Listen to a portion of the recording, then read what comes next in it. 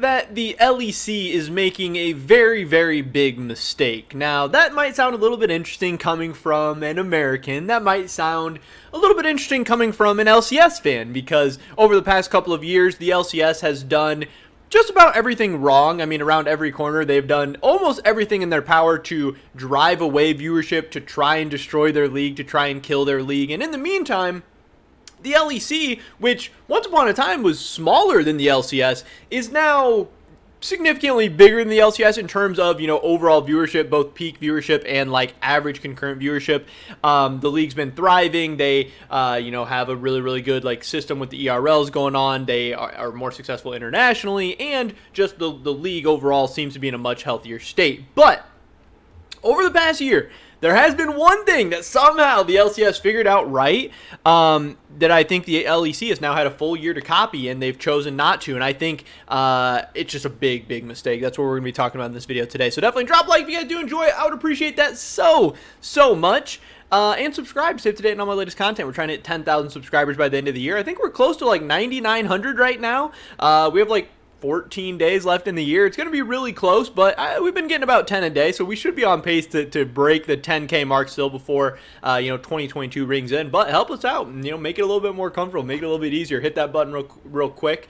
With that being said, let's get right into this. So what I am talking about is the fact that the LCS last season decided to do their lock-in tournament. And this was a really, really massive success, and I don't think it's that shocking. Some people going into the lock-in tournament were a little bit skeptical. People are like, oh, this is a preseason tournament. Oh, there's nothing to play for. Who cares? This is stupid. I'm not going to watch it, whatever. But the proof is in the pudding. The proof is in the numbers. The LCS lock-in tournament was an absolute massive success. Now, this was nothing that, the LCS came up with on their own. This was just a ripoff of, and not a ripoff in a bad way. I think it's good to copy off ideas that are working, especially in similar markets. The Kespa Cup over in Korea and the Demacia Cup in China, with how successful and awesome that stuff has been. The LCS did a little copy and paste job, made it fit for their region, and yeah, it was great. I mean, if we take a look at some of the stuff I have pulled up here, we can see that the tournament saw an average my new audience or minute audience, I don't know how you pronounce that, but of 196,000 with more than 9.4 million hours watched across the competition, up 43% from the first 3 weeks of the 2020 spring split. So, having this lock-in tournament rather than the first 3 weeks of spring split as normal got them 43% increased viewership. That is absolutely massive. That is so good for the league. It's obviously fun for fans. If more people are watching, you have a chance to give them a good product. You have a chance to start your season off on the right foot. But then also people get to see the new rosters, the new players, new storylines. We also get a tournament format, which is something everyone's asking for. Everyone wants more tournaments throughout the season. The regular season of franchise leagues like the LCS and LEC, pretty inherently boring. Regular season games, especially regular season best of ones, even in the good leagues, even in like China and Korea, every once in a while you get a banger matchup, some banger games, whatever. Those are okay, those are fun, but it doesn't beat tournament style. It doesn't beat like the playoffs. It doesn't beat MSI. It doesn't beat Worlds.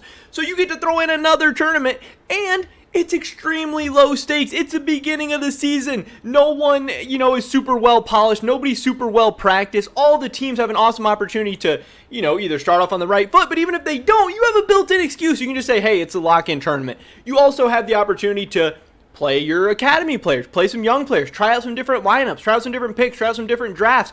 Also, you get to play more best of fives. Teams that are calling for, hey, we want to play more games because all we get is best of ones, and we don't really get to play that many games, yada, yada, yada.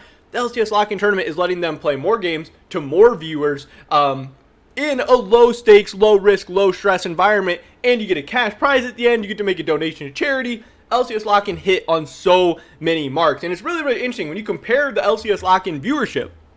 You see here, average viewers was like 209,000, peak viewers was 370K, to like the LCS Spring Split.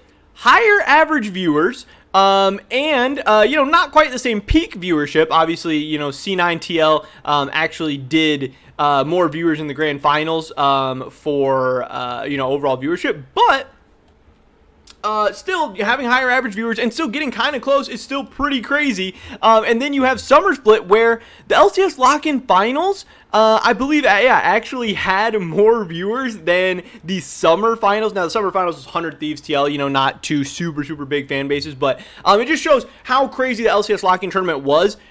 And this obviously gets me to my point where the LEC is really missing out here. Why is the LEC not doing this? I get why they didn't do it last year. Hey, this is the LCS's idea. We'll see how they do. Who knows if it's going to be good? Who knows if it's going to be successful or whatever.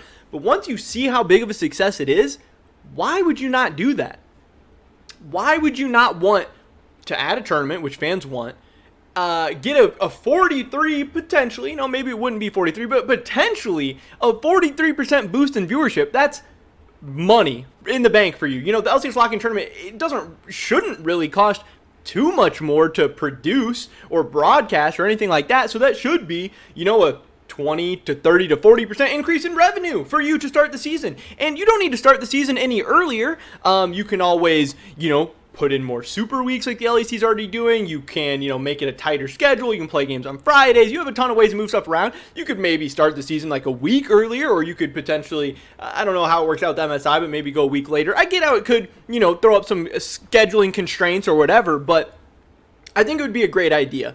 Even if the LEC just did the LEC teams, having everybody run through, you'd have a nice boost in viewership. It'd be really fun and exciting. You'd get to see all the new faces, all the new players, especially in the LEC where you always have a bunch of youngsters and stuff. You'd get to start those young players out by letting them play in some best of fives. Like right now, this G2 lineup, who wouldn't want to see like Flockhead and Targamas playing in some best of fives right now, rather than just playing a bunch of best of ones up until the playoffs? And it would also help your players develop faster. They'd get to play more games, and they'd get to play in best of fives. That would be absolutely great. I cannot believe the LEC is not doing this. They are now the only major league in the world to not be doing a preseason tournament, and to me, it's not for good reason. It's not like, oh, the LEC is so smart, they're the only one not doing this, they're doing it right. They're so dumb. They're the only ones not doing this, they're doing it wrong.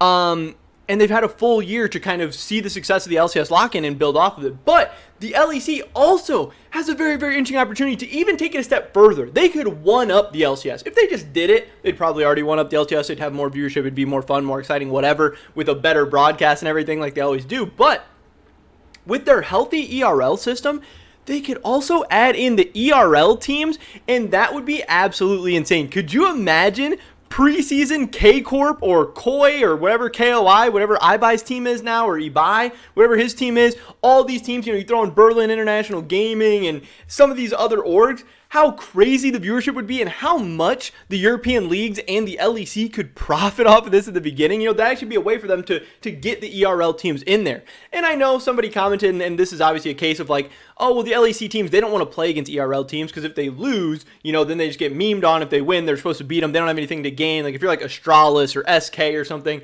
obviously you don't want to play against K-Corp and potentially lose to them. But I would argue, I don't care. They need to get over that, and that shouldn't be an issue to them. Because one, if you're an LEC team, if you're LEC players, you belong.